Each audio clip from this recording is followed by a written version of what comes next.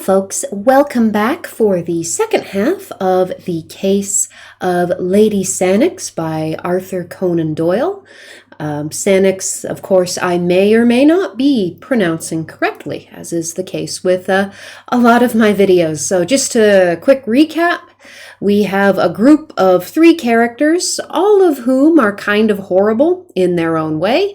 We've got the arrogant young doctor who sort of, well, it seems kind of like a douche to me, but whatever.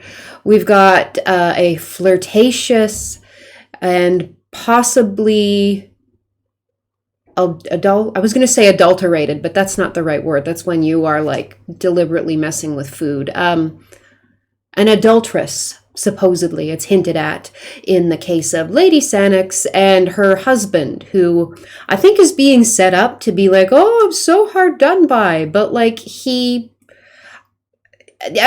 the previous video. You'll get all of why I think everybody involved in this is kind of horrible. So thank you for choosing to come back for the second half of this story. I hope you enjoy it. Before I dive back in, though, I'm just going to go over the usual. These are antique, in this case, 19th century stories, and although there's no ghosts in it, it's still like a creepy, scary, spooky story for different reasons that you'll find out at the end here. And as older, particularly Victorian and Edwardian stories tend to be, lots of things about race, gender in this one. Well, race as well. We saw a little bit of that already. Gender, sexuality, all that kind of thing that is distasteful to modern people, that may not be your cup of tea, which is absolutely fine. And if it's not, feel free to not consume the content. And of course, the other warning, the thing that creates spooky stories, the things that result in ghosts and macabre doings tend to be murders, suicides, just terrible happenings that some people might not want to listen to. I usually give a warning if it's something specific. There is a bit of, I don't know if it's body harm or body horror. This one's going to get kind of unpleasant towards the end. So again, if that's not something that interests you, if it's not your cup of tea, totally cool. Feel free to not consume the content. And I think that's it. If you are enjoying these stories, please like the video, please subscribe, please share the stories around. Although Doyle certainly doesn't need help being a recognized author, given that he's probably one of the most well-known English language authors ever. But hey, some of the other stuff on my channel, definitely some lesser known writers. So please like, subscribe, share around, and help other people discover a love of spooky stories. So we're going to get right back into it with the second half of the case of Lady Sannox. And we've just left off with the Turk. Yeah, I told you there was going to be some unpleasant stuff in terms of race in this one. There's definitely some very 19th century views on the Middle East and Middle Eastern people. So it's a conversation between that character and the doctor. And the Middle Eastern gentleman, his wife, has been horribly injured by poison to her lip because she's accidentally tripped and fallen on a dagger. Like, I'm not the cleanest person. I tend to get quite cluttered with stuff, but like, I've never done that. Mind you, I don't keep antique poison daggers just out. It seems like you would want to, keep that in a cupboard or something, like a childproof lock. Anyway, so that's where we are. And the doctors just agreed that the only way to save this woman would be to remove the site of the poison, which in this case is this woman's lip. Just gonna get stuck back into it. All right. And I do recognize that last time I wasn't very good at differentiating the two voices of these men, so I'm going to try a little harder this time. It appears to be that or nothing. said he brusquely. "It is better to lose a lip than a life." "Ah, yes, I know that you are right. Well, well, it is kismet and must be faced. I have the cab, and you will come with me and do this thing." Douglas Stone, pardon me. Just going to have some water, apparently. There we go.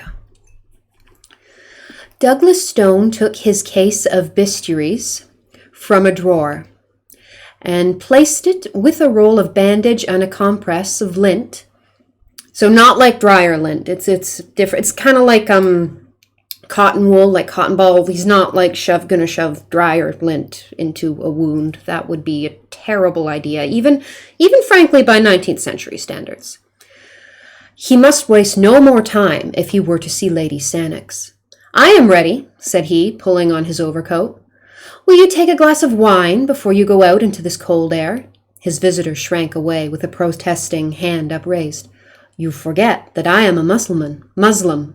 They've written it in the 19th century way. It's very odd. I never know how to say it out loud. So Mussulman. So technically Mussulman, but we all know that it means Muslim. So I'm just going to say that. And a true follower of the Prophet. But tell me, what is the bottle of green glass which you have placed in your pocket?" "It is chloroform." "Ah, that is also forbidden to us. It is a spirit, and we make no use of such things." "What? You would allow your wife to go through an operation without an anesthetic?" "I agree with him there." "Ah, she will feel nothing, poor soul. The deep sleep has already come on, which is the first working of the poison. And then I have given her of our Smyrna opium. Come, sir, for already an hour has passed."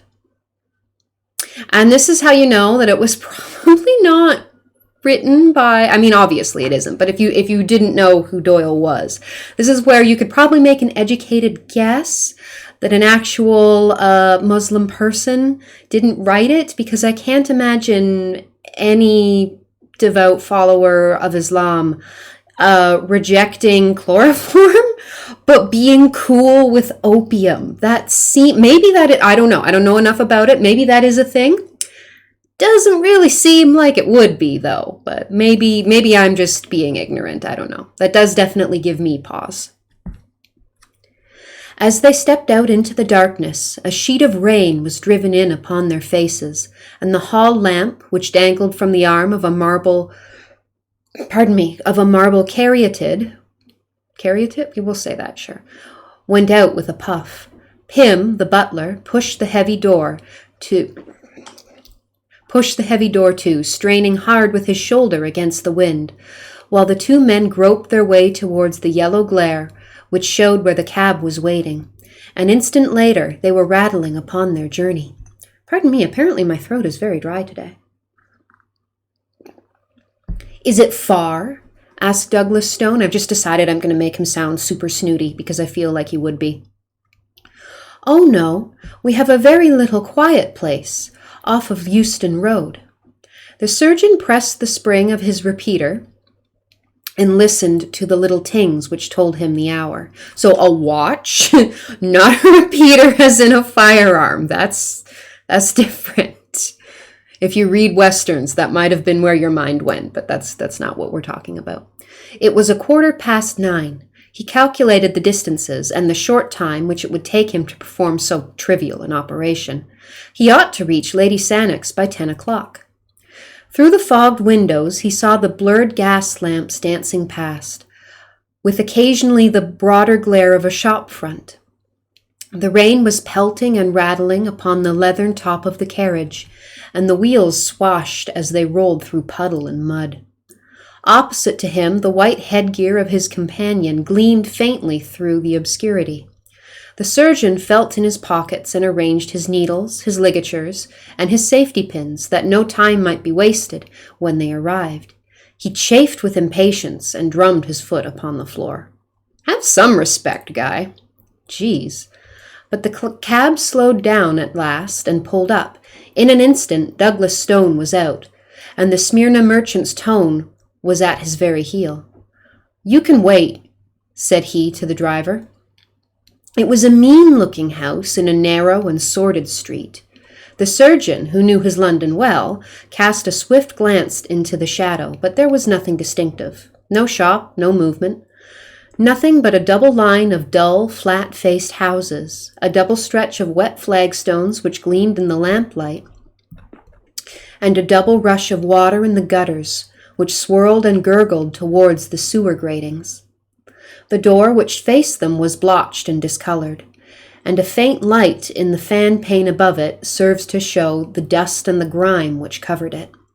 Above, in one of the bedroom windows, there was a dull yellow glimmer. The merchant knocked loudly, and as he turned his dark face towards the light, Douglas Stone could see that it was contracted with anxiety. A bolt was drawn, and an elderly woman with a taper stood in the doorway, shielding the thin flame with her gnarled hand. "Is all well?" gasped the merchant. "She is as you left her, sir." "She has not spoken." "No, she is in a deep sleep." The merchant closed the door, and Douglas Stone walked down the narrow passage, glancing about him in some surprise as he did so. There was no oilcloth, no mat, no hat rack. Deep gray dust and heavy festoons of cobwebs met his eyes everywhere. Following the old woman up the winding stair, his firm footfall echoed harshly through the silent house. There was no carpet. And, if you've been trying to figure out what the twist is going to be, these are some important clues. I would place your bets now. The bedroom was on the second landing. Douglas Stone followed the old nurse into it, with the merchant at his heels. Here, at least, there was furniture, and to spare. The floor was littered and the corners piled with Turkish cabinets, inlaid tables, coats of chain mail, strange pipe, and grotesque weapons. A single small lamp stood upon a bracket on the wall. Douglas Stone took it down, and picking his way among the lumber, walked over to a couch in the corner, on which lay a woman dressed in the Turkish fashion, with yashmak and veil. The lower part of the face was exposed, and the surgeon saw a jagged cut which zigzagged along the border of the under lip. "You will forgive the yashmak," said the Turk. "You know our views about women in the East." But the surgeon was not thinking about the yashmak. This was no longer a woman to him, it was a case. He stooped and examined the wound carefully. "There are no signs of irritation," said he. "We might delay the operation until local symptoms develop." The husband wrung his hands in incontrollable agitation. "Oh, sir, sir," he cried, "do not trifle. You do not know. It is deadly. I know, and I give you my assurance that an operation is absolutely necessary. Only the knife can save her." "And yet I am inclined to wait," said Douglas Stone. "Just kind of a dick. Just,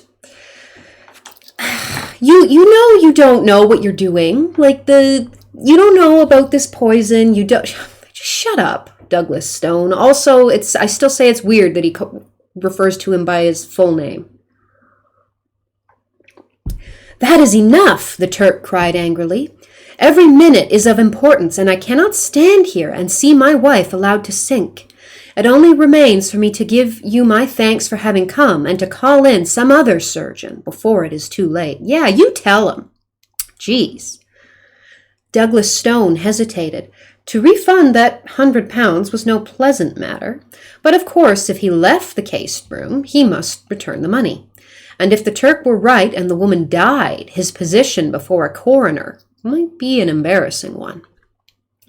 "You have had personal experience of this poison?" he asked. "I have. And you assure me that an operation is needful?" "I swear by all that I hold sacred."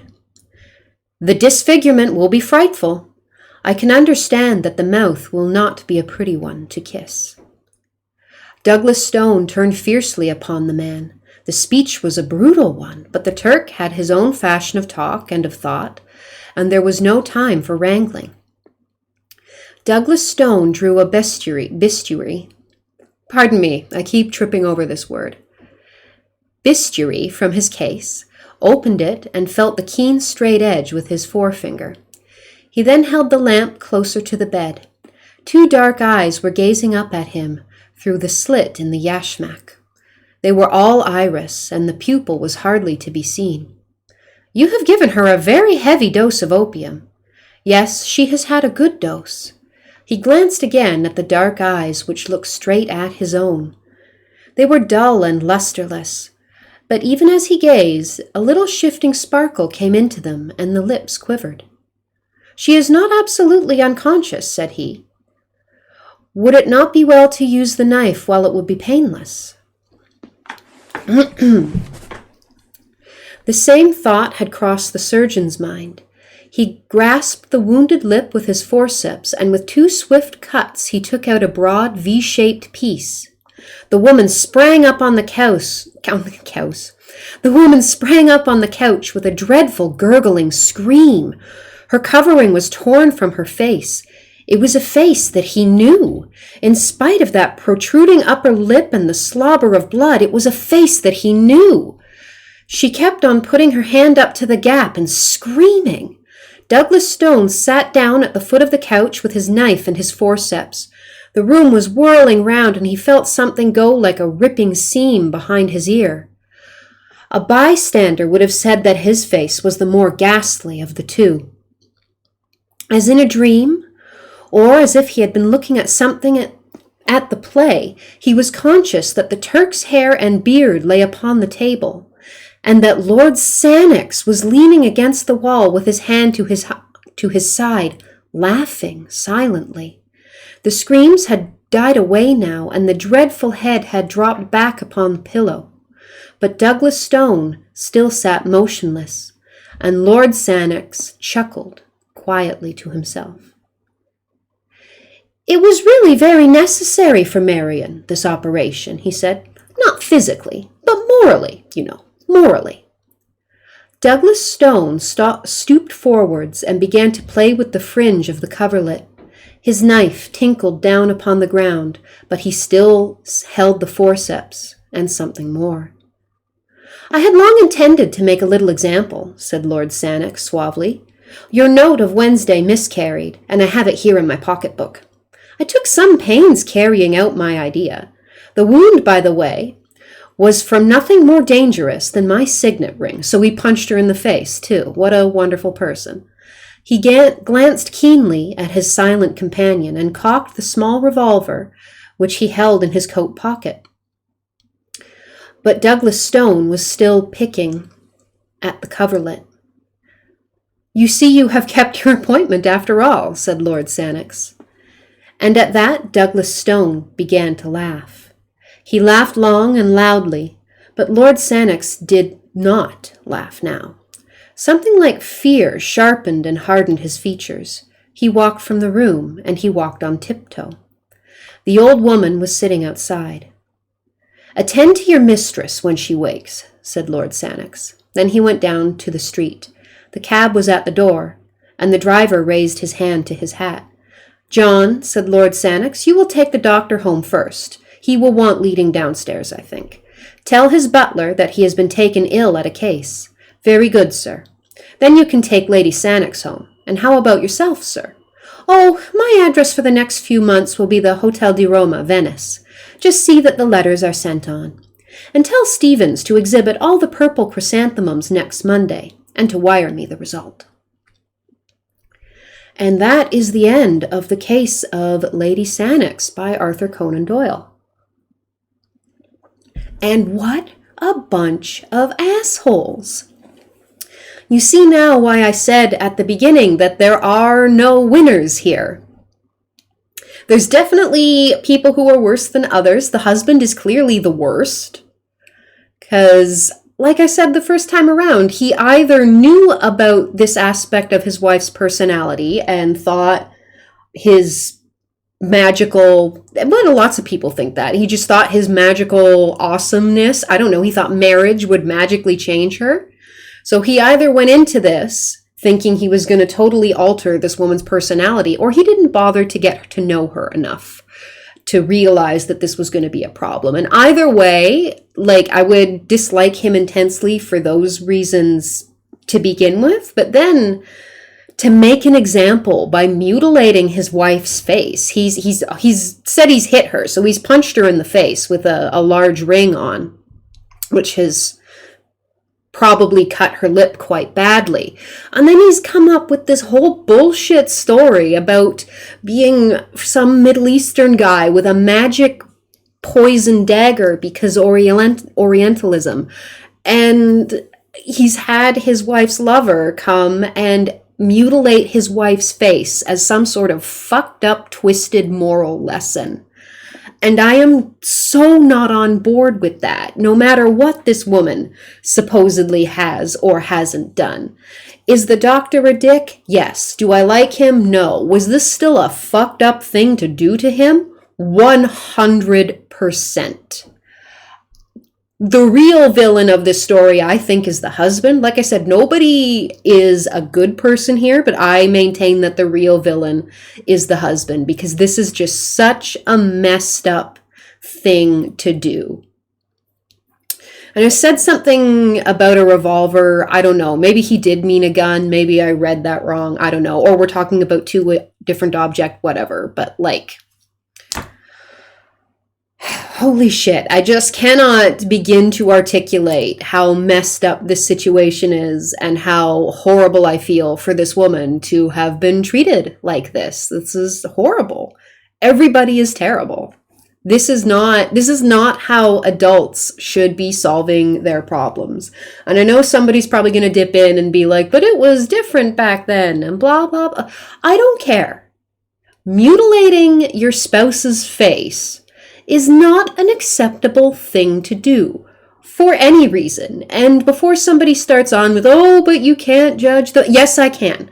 I can judge any person, any situation at any point that I want using any criteria that I want for any reason that I want. I am allowed to do that. You are absolutely allowed to look at the past or whatever and say, no, that was unacceptable and frankly kind of fucked up. You are allowed to do that 100%. And that is my verdict on this story. Dark and twisted and really, really messed up.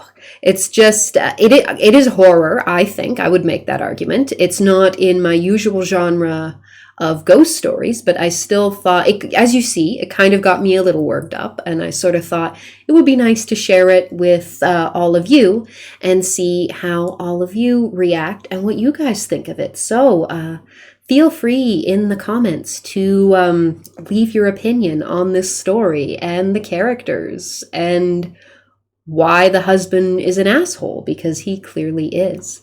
So thank you for spending some time with me again, folks. I hope you have enjoyed this story. As I said, please like, subscribe, share. I hope you and your loved ones are safe and well. And until we meet again, I hope everything is going good for you. Bye, everyone.